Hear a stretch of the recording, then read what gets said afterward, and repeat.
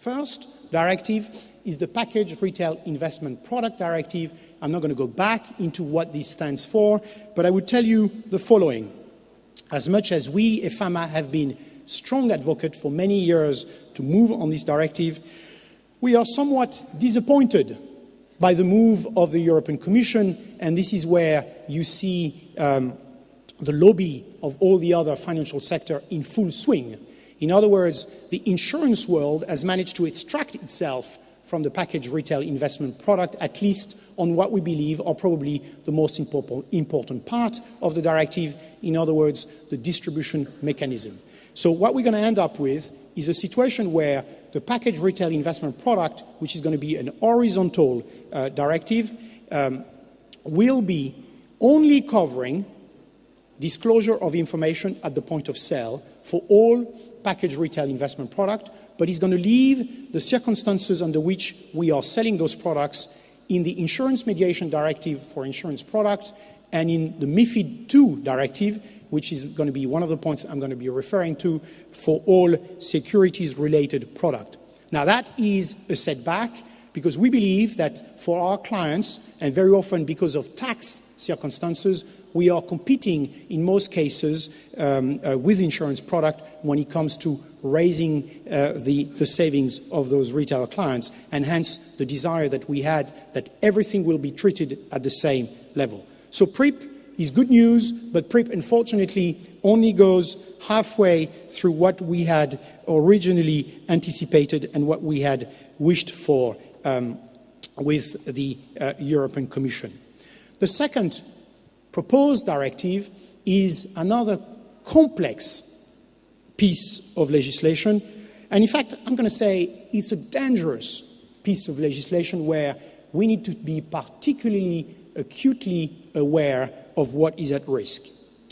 It's called the Investor Compensation Scheme Directive, Icsd, another acronym that one needs to get used to when you work with the European Commission and the European Parliament. In a nutshell, what this says, at least in its first draft, was that any UCITS fund would in the future have to pay 0.50%, i.e. 50 basis points, to an insurance pool that will guarantee and that would protect the shareholders from any potential accident that may occur in the marketplace. This is slightly influenced by the Madoff affair, but clearly a huge cost to the industry. And as we all know, if that cost was ever to be pushed onto the industry, it would very certainly be pushed then onto the investor, which means the investor would ultimately pay more for the services that we are rendering for something that we're not even sure serves a purpose, when effectively today it is the role of the custodian to ensure that we have that level of compensation potentially. It is the custodian responsibility first and foremost. So we believe that the Icsd is not a good idea, and it is certainly an area where we are fighting hard and have had some success of late. The next point, next piece of legislation that comes and in some shape or form will have an impact on investor protection is UCITS 5. We all know about UCITS 4, and it seemed we were going to take a break from UCITS 4. We had UCITS 1, UCITS 2, UCITS 3. UCITS 2 never saw the day of light, but we felt, we've just had UCITS 4 maybe a couple of years. No, already on UCITS 5. And the reason is very simple, and I've just referred to it briefly. The reason is Mr. Madoff and the suddenly discovery by some, although the industry had raised its voice for a long time on this issue, the sudden discovery by some that unless we were to be in a position in Europe that the role and the responsibility of the depository would be the same across the European Union, we are potentially looking for problems and trouble. So UCITS 5 predominant purpose is to try and harmonize the depository rule, which again means good news for investor protection. It does other things, UCITS 5, but when it comes to investor protection, depository aspect is really the most important one. And there is just another one that has been added recently. I just want to raise it briefly. It's a sanction mechanism across Europe whereby the European Commission would like to ensure that if somebody does something wrong in any country in Europe, they will be exposed to the same level of potential sanction. The last piece of legislation that is currently being discussed and looked at the European Commission is probably the most complex of the 4 pieces of legislation that I'm referring to here today around the concept of investor protection, and this is MiFID II. MiFID II is going to be a huge directive. Never ever before, when it comes to the securities, the world of securities, have we gone as far with one directive in terms of what we're going to be covering. Moving from fixed income to equities to derivatives, it's a big piece of legislation. And one of the aspects on MiFID is going to be looking at distribution, and it's going to be notably looking at the aspect of execution-only regime. So MiFID II is going to separate between execution-only and advice.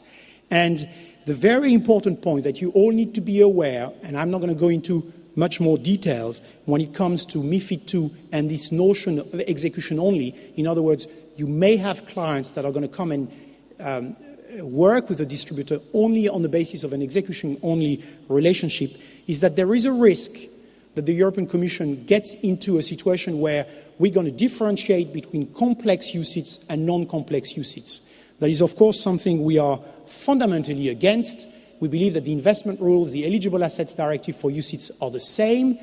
Whether somebody uses more derivatives than someone else, whether somebody is more fixed income or equity than someone else, doesn't make a product automatically more complex. It may be more risky, but it doesn't mean it is more complex, as complexity does not always equal to risk, as we know. So it's an element of MiFID II in trying to address investor protection and distribution that we are very acutely looking at, as any wrong move in this area would be detrimental, we believe, to our industry. But one comment I want to make before I briefly touch upon pressure that we're going to get from countries, potential countries in Europe, but also outside Europe on issues relating to investor protection, one comment I want to make is that overall, and concerning those 4 pieces of legislation that I've just spoken about, there is a need for more impact assessment. Let me try and be slightly more precise as to what we mean. Currently at Efama, and not just about investor protection, but all those pieces of legislation we are looking at and discussing, there are more than 25 directives, project directives, or consultations coming either from Europe or from the US. 25 senior pieces of legislation and consultations that we need to look at on a daily basis and find ourselves a position to move from. And to that extent, the speed and the haste at which those pieces of legislation come about have never been seen before in the past. So there is an accelerated movement from the regulator with a great desire from those to bring as many pieces of legislation as possible on the marketplace, at least it seems to us, a little bit as a follow-up of the G20 decision, notably the Pittsburgh meeting. And we are concerned. We are concerned about the haste of those proposals, but we are also concerned about the fact that even the European Commission or the European Parliament in the Econ Committee do not have the time to review the interaction of all those pieces of legislation that are coming up. In other words, they have no time for the necessary impact assessment. So when you look at those 4 pieces of legislation and beyond the risk attached to all of them, I wanted to draw your attention to this added risk that we are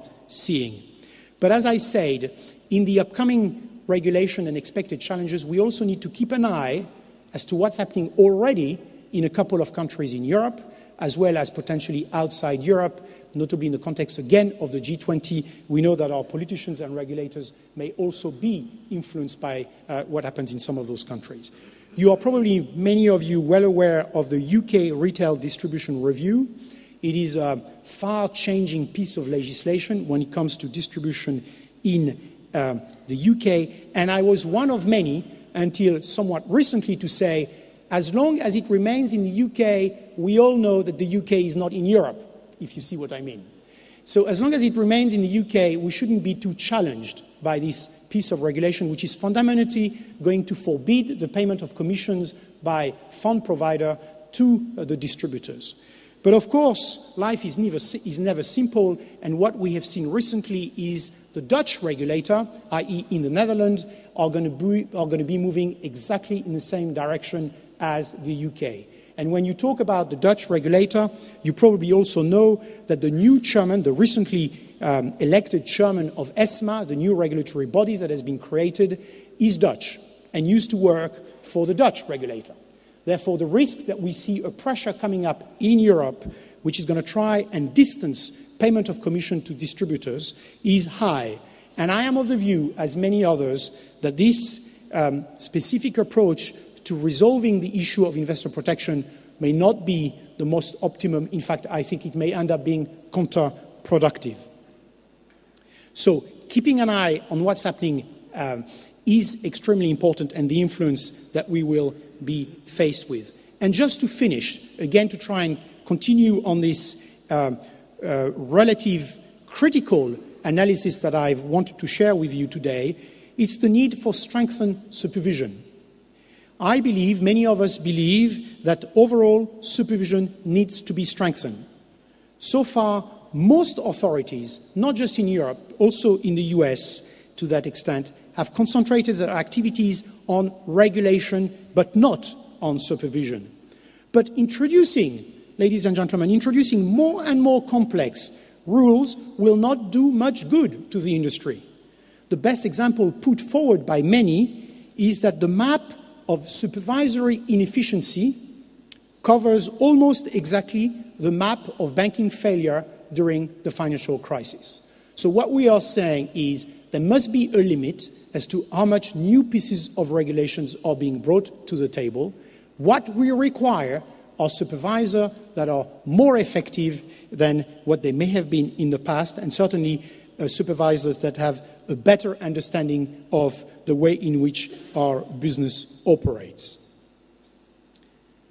So here I am, concluding on those couple of topics that I wanted to share with you today, all around this notion of distribution and the relationship between the retail clients and the investment organization and the world of UCITS. And to the outlook for the next decade, I think our industry needs to demonstrate that we are investor-centric. And we need to demonstrate that we are investor-centric in a way that we have not done before. So we need to constantly monitor our fiduciary responsibilities to ensure that beyond the regulatory framework, we are delivering our clients the best possible products. Investor protection is key, and there are many, many pieces of work that needs to be done. And ultimately, the success of our industry, which is based on the success of our clients, depends on facilitation and action by the European legislative bodies as well as the European-wide regulators. And in that context, I can assure you that the work that we are doing as a pan-European association representing the interests of the industry and the interests of investors has never been as intense and has never been as focused as what we are doing today. Ladies and gentlemen, I thank you for your attention. I hope that those couple of words give you a sense of one of the fundamental challenges that our industry is facing, and I wish you a great day. Thank you very much.